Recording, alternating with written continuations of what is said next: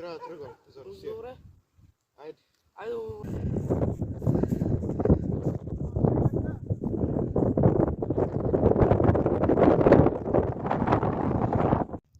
Давай.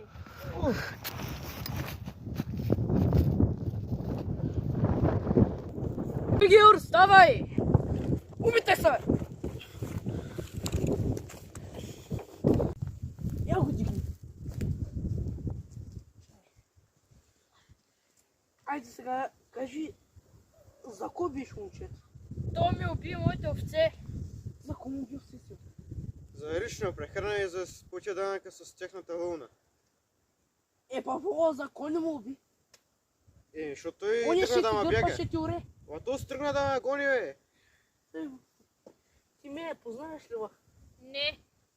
Сигурен ли си? Ще ти падне чалмата. И ще тече кръв от устата. И от очите. Познаваш ли, ма? Иван Стоянов от читата на Стоян Войвода. Значи си чувал за него. Чувал си, бати. Кои градове е обикалял? Кажи, бе.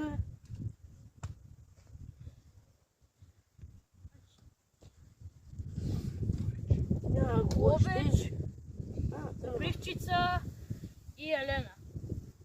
Добре. Ставай.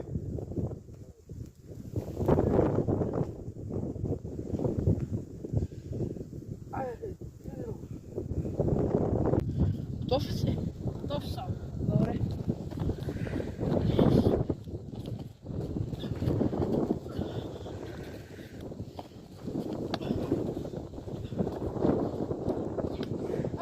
Ба!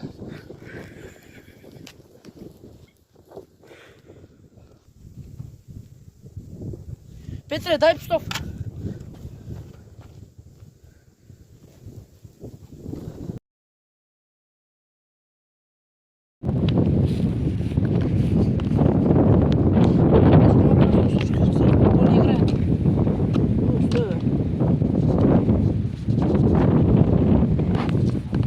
Охо, здрасти, Иване. Вода. Не сте се виждали от една седмица. Да. Ти ко прави Русия? Говорех с един руски офицер. Казах, Таба ли играхте? Ко се забавихте? Еми, викат, че ще подготвят войска за тук. Добре. Те ме викат, там нямаше аз тук с околностите са... Ко беше, бе? Как беше думата, бе? Гората. Бе, не гората, бе. Абе, наблюдавах. А, добре. И там с... Убили турци.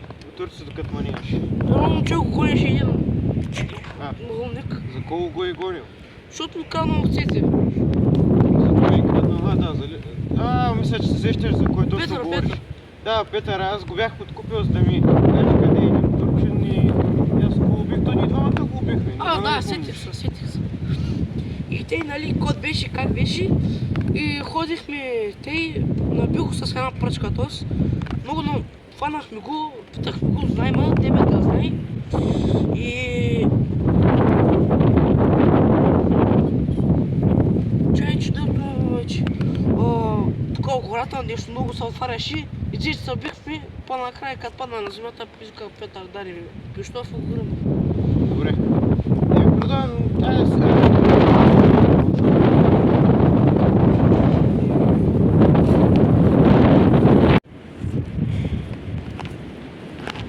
Сима иде, трябва да се укриваме.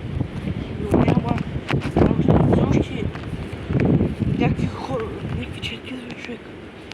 Мисля, че в този район почти ги избих.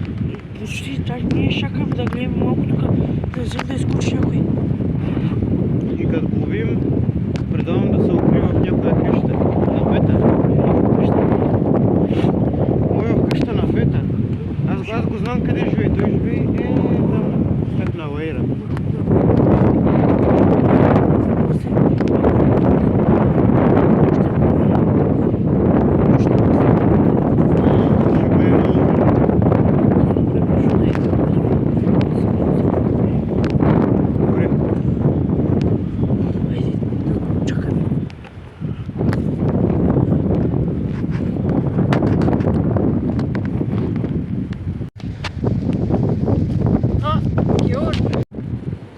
Черкизин! Що го гръмна?